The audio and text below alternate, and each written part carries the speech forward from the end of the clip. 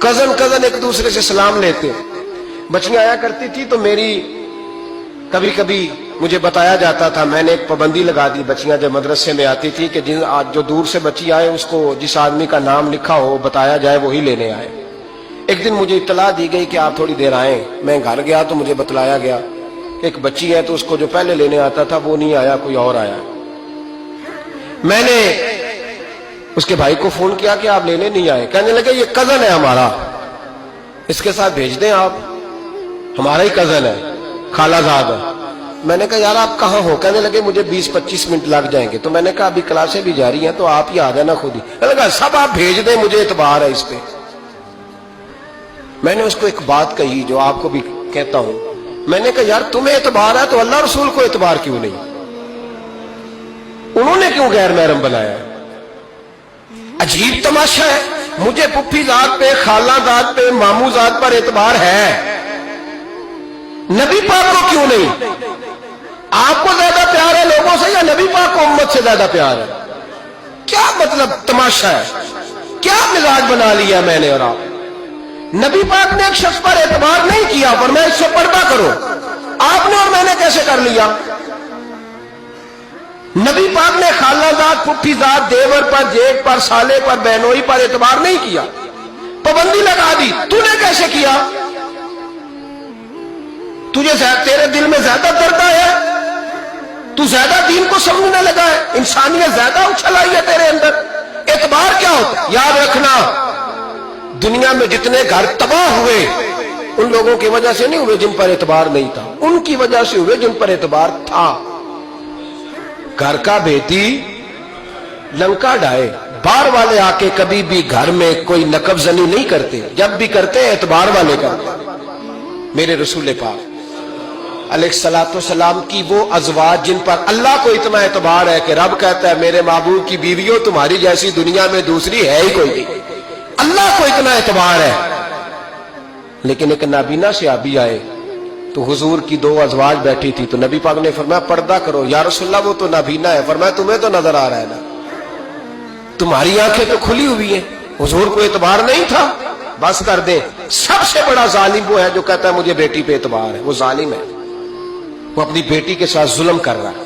جو کہتا ہے مجھے اعتبار ہے، کالج جا رہی ہے، یونیورسٹی جا رہی ہے، اکیلے آ جا رہی ہے، مجھے اعتبار ہے.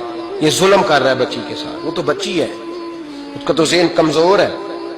ہو سکتا ہے صاف دل ہو لیکن سامنے جو شیطان چوکوں میں گلیوں میں دائیں بائیں گھوم رہے ہیں وہ تو صاف دل نہیں ہے نا، وہ تو معصوم طبع نہیں ہے نا. تو بعض اوقات بڑے اچھے نفیس بچے بھی شیطانوں کا شکار ہو جاتے ہیں. خدا کا خوف کریں. حضرت عثمان غنی کی زندگی، حضرت عثمان فرماتے ہیں جو محرم عورتیں تھیں ان کی طرف بھی آنکھ بھر کے نہیں دیکھا، اس لیے کہ وہ خاتون ہے، میں مرد ہوں، میری حیا مانو. آج لوگوں کو شوق ہو گیا عورتوں کی مجلس میں دوڑ دوڑ کے جانا، وہاں بیٹھنا، وہاں وقت بتانا. پیرانے عظام کہتے ہیں کہ وہ درویشنیوں کے بیچ بیٹھے ہیں جی، باپ بیٹی ہوتے ہیں جی، مریدنی اور پیر. میں نے کہا کوئی نہیں ہوتے. اس رشتے پر استدلال ہے. اعلیٰ حضرت فرماتے ہیں واجب ہے پردہ پیر اور مریدنی کا، یہ پردہ واجب ہے. اگر کوئی شخص اس طرح بے پردہ بیعت لے گا، بیچ میں بیٹھے گا تو اس کا تو مرید ہونا ویسے ہی حرام ہے، جائز ہی نہیں ہے. جو سارا دن تعویذ دھاگے کے لیے بیٹھا رہے اور بیویوں سے گفتگو کرتا رہے. خدا را حضرت عثمان غنی رضی اللہ تعالیٰ عنہ کی زندگی میں جو باتیں ہمیں بہت زیادہ ملتی ہیں ان میں نفاست ہے، آپ کی حیا ہے، سخاوت ہے. ایک بات اور سن لیں، بڑا ستایا گیا حضرت عثمان غنی کو، پراپوگنڈے کیے گئے، آپ کے خلاف مہم چلی. عبداللہ ابن سبا نے بڑی مہم جوئی کی آپ کے خلاف. یہودیوں نے مسلمانوں کا روپ دھار کر بڑا آپ کو ستایا، تکلیفیں دی. جی آپ اپنے رشتہ داروں کو بڑا دیتے ہیں، فرمایا کرتے تھے جیب سے دیتا ہوں، مال خزانہ سے نہیں دیتا. حضرت عثمان غنی رضی اللہ تعالیٰ عنہ کو بڑا ستایا گیا.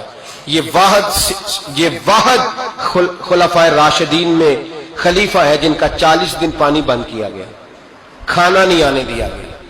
لیکن کمال ہستی حضرت عثمان غنی کی. مولا علی جیسے شیروں نے جا کے کہا آپ اشارہ کریں، یہ جو آپ کے خلاف نکلے ہوئے ہیں تو ایک تلوار سے مار دیے جائیں گے. تو حضرت سیدنا عثمان غنی فرمانے لگے میں وہ والا مینڈا نہیں بننا چاہتا جس کی وجہ سے مدینے کی گلیاں رنگین ہو جائیں. امن کا کہا آپ خلافت چھوڑ دیں. فرمایا حضور نے کہا تھا اللہ تمہیں ایک قمیض پہنائے گا، لوگ اتارنا چاہیں گے، تم نے اتارنی نہیں. صبر سے، حوصلے سے، اطمینان سے. یہ وہ واحد ہستی ہے حضرت عثمان غنی، انہوں نے شہادت قبول کر لی لیکن تلوار نہیں چلنے دی، لوگوں کو ایک دوسرے کے گلے نہیں کاٹنے دی. وہ شخصیت ہے حضرت عثمان غنی کی، لیکن بڑا ستایا گیا، بڑا پراپوگنڈا. مجھے بتائیے اس کے بارے میں اللہ قرآن کی آیتیں نازل کر دے اور جس کے بارے میں مصطفیٰ کریم ایک بار نہیں تین بار جنت کی بشارت عطا کر دے. کوئی بندہ ہمیں تاریخ بتائے، حوالے دے، کہانیاں سنائے تو ہم اس کی کہانیاں دیکھیں گے یا نبی پاک کا فرمان دیکھیں گے؟ بولیں، جا کے بولیں، جا کے. کسی کہانی پر کبھی بھی کان. بس ایک حدیث میں نے بڑی دفعہ سنائی ہے، پھر سناتا ہوں، ترمذی میں ہے. نبی پاک جنازگاہ تک گئے جنازہ پڑھنے. یا رسول اللہ فلاں آدمی انتقال کر گیا، جنازگاہ تک تشریف لے گئے جنازہ پڑھانے، لیکن جنازگاہ تک پہنچ کر محبوب نے فرمایا اس کا جنازہ نہیں پڑھانا. یا رسول اللہ کیوں؟ فرمایا اس لیے کہ یہ عثمان غنی سے بغض رکھتا تھا.